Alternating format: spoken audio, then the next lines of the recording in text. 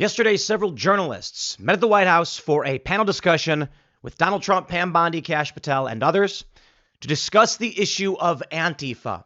And the media has been consistently running cover for this terrorist organization. Now, I have no problem saying Antifa is a foreign terrorist organization. It has leaders, it has financing, it has properties, and they are lying. Now, there's a challenge. They always come back and say, name one of the leaders. We'll do this. We will do this in this segment. But the challenge with this is they are well organized, a powerful legal apparatus. And so there is much to discuss as to who these leaders are. I've met them, how they operate, how they obfuscate, and why they claim to be leaderless.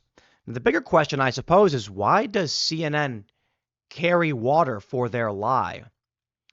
Just recently, a man attacked a synagogue, claimed to be allegiant to ISIS. They claim that there's no evidence he's actually linked to that group or anything like that. But are they now going to argue that ISIS is a leaderless? Exactly. They won't. They'll charge him for terrorism because he flew that banner, because he made that claim. Now, Trump says he may do it. And this is a pretty big move. As foreign terrorists, you can freeze their assets, bar them from entering the country, and get warrants to surveil them, spy on them. And we need this to happen. Now, already there's been reports that one Antifa leader and organizer has fled the country or is at least planning to. So my question is, if there's a guy who wrote a book called The Handbook for Antifa, the Antifa Handbook, and he reportedly is raising money for Antifa and telling people to use non-legal means. I've got the receipts. And then when Trump says, I'm going to label them foreign terrorists, he goes, I'm fleeing the country. Doesn't it sound like they have leaders? There's one simple question. If they did not have leaders, how would they have properties? And you may say, what do you mean? How do they have a place where they all gather and meet and make weapons and strategize? Someone has to organize that. Maybe they don't own it. Maybe someone donated it, but someone had to organize it. You're not going to come to me and tell me that it's all random. Just someone randomly offered up a property and then a bunch of Antifa people showed up. No, someone decided when that time would be. Someone decided where to spend money. How would they have planned events? Do you think that all these Antifa in various cities are just, like lucky? They're just lucky. They just said, you know what? I'm going to show up. How would they have a legal defense apparatus to get them out of prison and jail time for their crimes? They claim to be leaderless, and they have publicly expressed this. Go to any one of their meetings or events. Because if a leader shows their face, they will be targeted by the government. This was one of the principal strategies around Occupy Wall Street among what they called the Black Bloc left or Black Bloc anarchists, essentially Antifa. Here's a story from the Seattle Times. They say, President Trump instructed members of his cabinet to move to declare Antifa a foreign terrorist organization at an event that highlighted his efforts to crack down on the loose collective of far left-wing groups. Loose collective. I think it's the kind of thing I'd like to do, Trump said Wednesday at the White House, in response to a question about whether he would make that designation. If you agree, I agree. Let's get it done. Now, I've got some videos, and I'm going to break this all down for you because it gets crazy. Before we do have a great sponsor. It is Beam Dream.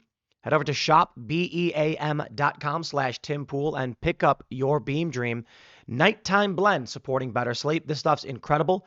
I absolutely love it. Guys, I have been traveling and I have run out, and I wish I had some with me, but I will get back to it once I get home because it really does help my sleep. My sleep yesterday was not very good. Not very good at all. But this stuff, you drink it before bed. It's got L-theanine. It's got magnesium. It's got melatonin. You will sleep like a rock. Everyone says sleep like a baby. What, you wake up every 2 hours crying? No. You will sleep and you'll wake up feeling better than ever. At least that's how it works for me. I think it'll work for you. So go to shopbeam.com/TimPool. Click the link and you can get up to 35% off. Link in the description below. Let's get back to the news. We've got this video from the roundtable and a series of videos I would like to play for you. Let's start with this clip. We're not going to stop at just arresting the violent criminals we can see in the streets. Fighting crime is more than just getting the bad guy off the streets. It's breaking down the organization brick by brick. Just like we did with cartels, we're going to take the same approach, President Trump, with Antifa. Destroy the entire organization from top to bottom. We're going to take them apart. Thanks to your bold leadership and the designation of Antifa as a terrorist organization, which is exactly what they are, Americans will no longer tolerate their unhinged violence. So she said from top to bottom. What I will say is there are numerous and various cells of Antifa. They operate under the same banner. The argument they make is that because they act semi-autonomously, they are leaderless. But they have leaders. They have national legal apparatus. The purpose of compartmentalization among Antifa is to protect to protect them from this type of legal liability. You can't play stupid word games and trick people into thinking this is a leaderless movement. It's not working. Let me show you some more. Here's a video from Trump, 45 seconds. He says, let's roll, baby. The Center Square. I had the honor of asking you originally if you would designate Antifa a terror organization. And I stand here before you today, and I'm echoing what Andy said over here. Are you going to work with your administration as the Secretary of State's here? Are you going to work with your administration to designate it a foreign terror organization? You mean a terror? Antifa? Antifa? A foreign terror organization. Well, has that been done? Pretty close, right? Would you like to see it done? Yes, Mr. President. Do you think it would help? They have foreign links I'd be glad all to across do it. Western I think it's Europe. the kind of thing I'd like to do. If you'd like, does Middle everybody East. agree? If you agree, I agree. Let's get it done. Okay? Let's get it done. Marco, we'll take care of it. Mr. President. That's international, you mean? Yes. International. Mr. President. Sounds good to me. Now that's where things get spicy. As a foreign terror, let me pull up this. This is funny. Global Project Against Hate and Extremism. How the international far right is getting on board with Trump's Antifa designation. But they do make an interesting point. They say the U.S. designation, this is when they were named a domestic terror organization, is questionable as the country does not have specific laws against domestic terror and does not maintain a list of domestic terror organizations. That means that the designation can't have the impact in the same way as an FTO, a foreign terrorist organization. A group given the FTO designation can have its assets frozen, non-citizen members barred from the country, and individuals and businesses can be prosecuted for providing material support.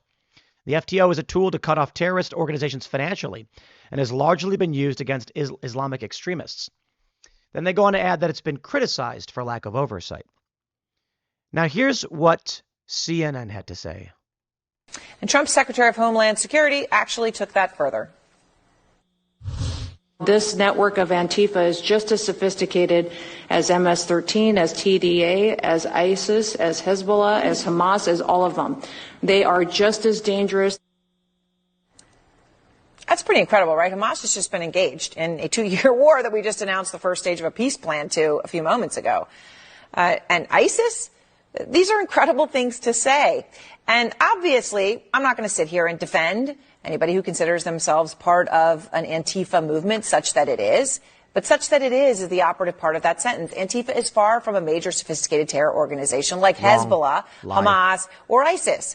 In fact, it's not even like far-right groups like the Proud Boys and Oath Keepers, which have had national leaders, unlike Antifa. There is no organized hierarchy to the group, and according to the Center for Strategic and International Studies, compared to right-wing extremists, Antifa-linked violence is rare and limited. So you take a look at Enrique Tarrio. He went to prison. He was charged, I believe it was seditious conspiracy, and faced 20 years because he was a leader. See, the right is far behind the left in organizing their violence and revolutionary tactics. This is why, during Occupy Wall Street, for instance, they kept saying it was leaderless. They said Occupy Wall Street was leaderless. That is a lie. It always has been. There was a small group of well-to-do, wealthy trust fund kids and individuals who largely had control of how things went down. And they would use threats and smears against you to seize and control the means of power within the movement, which largely was donations, TV appearances, etc. And I believe it was well connected to these NGO networks. One of the things they would say in their meetings, when we would talk about why there's no leaders, they'd say, because then the police will arrest you. If you're a leader, you'll be arrested. You'll be smeared. There will be a character assassination. And they will use that to damage the whole movement. However, someone ran the meeting. Someone planned the meeting. Someone chose who got to speak. Someone got access to donations. Someone filed taxes. Now, that was Occupy Wall Street. Similar tactics. The question then is, who is doing it now for these Antifa groups? Some may say, there is no Antifa, right? That's what CNN's trying to say. The strategy that they're using is, though they do have a unified banner under the Antifa flag, which is the communist flag from Weimar, Germany, it is that as long as we keep it as nebulous as possible, you can't convict us. It's the political equivalent of the black bloc. The black bloc is a tactic where Antifa people will all wear black hoods, masks, jeans, sometimes sunglasses. That way, if one of them commits an act of violence, when they go to trial, if they go to trial, the lawyer can say to the arresting officer, how many people that day were dressed in black jeans and black hoodies? And they're going to say, yeah, hundreds. So isn't it possible you got the wrong guy? He says he didn't do it. And the jury's going to go, I don't know that he did it. I'm not going to send him to jail. But then you've got the problem of they intentionally wear these clothes so they can get away with committing crimes. The same thing is in the structure of Antifa, but trust me, there are leaders. Now, Andy Ngo, speaking with Trump on the panel, said that when he was attacked and left bleeding from his eyes and ears, the media seemed to suggest he had deserved it because he had been branded far right, with some even saying he may have faked his injuries. Andy posts this. Mark Bray, a financier of International Antifa and the author of the Antifa Handbook, has announced he is fleeing to Europe, believed to be Spain. The announcement follows the U.S. government declaring Antifa domestic terrorists and the intel community looking to establish the international links to declare International Antifa as a foreign terrorist organization. Without evidence, Bray says the reason is because of death threats, doxing.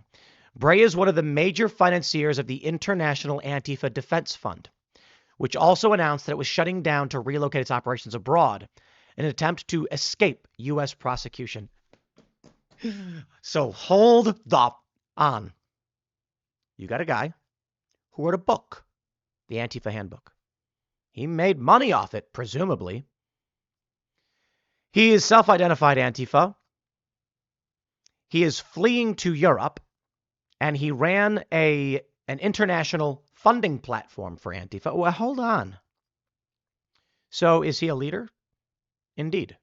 Someone is giving these people money. Someone flies the banner of Antifa. So shut your mouths, CNN.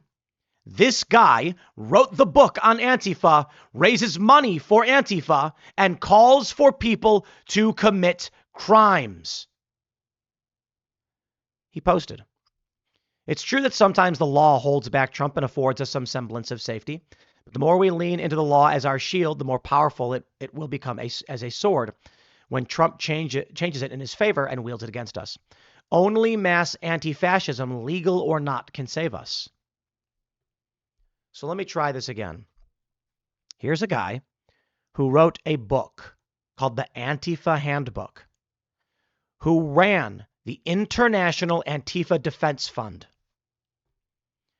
He taught people how to engage in these movements, to obfuscate their actions, and slip past law enforcement, and publicly stated illegal means must be utilized.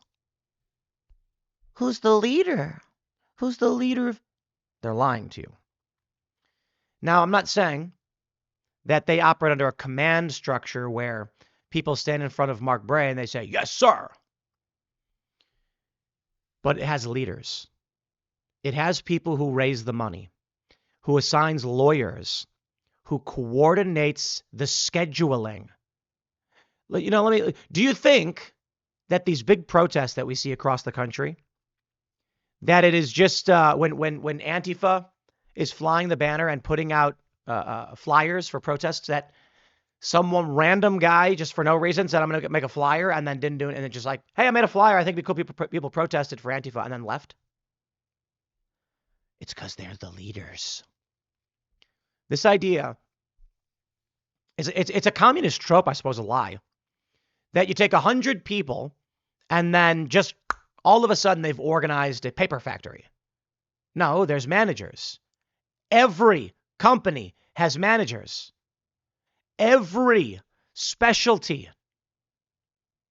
It is just an absurdity that anyone would believe there are no leaders. Now we have massive protests in Chicago, massive protests in Boston. These aren't necessarily Antifa, another lie they'll claim. I am not saying that all left protests are Antifa. I am saying within this march, there are a subset of leaders and organizers of a terrorist organization who need the masses to weaponize them for their political gain. And then we have this example that I want to highlight from the Washington Post. Man who attacked synagogue on Yom Kippur proclaimed allegiance to ISIS. The man called police and declared his Islamic State allegiance, but officials said there was no evidence that he was affiliated with any organized group. Well, that's weird. Washington Post, there have been so many stories of people committing terror attacks while pledging allegiance to ISIS. Why don't you just write that ISIS is a decentralized network of nebulous factions with no leaders? Why not? What's the difference? Aaron Burnett said they're not as sophisticated as Hamas or ISIS. No, they're more sophisticated. CNN lies for whatever reason they lie, but they're lying. When you have a legal apparatus where when you plan these protests, lawyers show up to provide false witness, they do this. They have a bunch of lawyers that show up to their events who then they'll go to court and they'll say, never happened. You saw that video of Jack Posobiec getting punched, and you see that woman saying, I never saw anything. It's organized. There are leaders. And I will say this. Mark Bray, he's not the only one. But considering the legal apparatus they have, I am very careful. Nate Friedman on Instagram is calling out many paid protesters. There's a group that I've referred to for almost 10 years on my videos and shows called the Tourists. We called this group the Tourists because somehow the same protesters organizing these meetings in New York and LA and Seattle were in China and Turkey and Brazil. It's an international terrorist organization. I was in Turkey and some of these people were there, and I said, how is this possible? How is this person here? Why are they helping the protesters in Turkey? One guy was marching in China. I said, what the is going on? The Tourists, we called them. You'd see him in Chicago. Then you'd see him in New York. Then you'd go to Miami, and there they are once again, the same group of people. And they will likely be jailed. And that's why Mark Bray is fleeing the country. I've never seen, as far as I know, Mark Bray on the streets at any of these events. But the idea that a man who is so profoundly involved in organizing and empowering and providing financial support for Antifa is not a leader is the stupidest thing I've ever heard. They're trying to play the semantic game where they want you to believe that in order to be a leader, you have to have like a badge where everyone stands in front of you and says, sir, yes, sir. What if the idea is just this guy writes the book, distributes the book, recruits people, raises money so that they can go out and carry out acts of terror, finances their legal defense, advocates for the illegal means, yeah, it's a leader. And that's not the only one. There's many others. Because it's always the case. Every group has hierarchy. Even the lobster. And we all know that. But I'm going to wrap it up there, my friends. Smash the like button, share the show with everyone you know. Stay tuned. We got more coming up for you today. And we'll see y'all next time.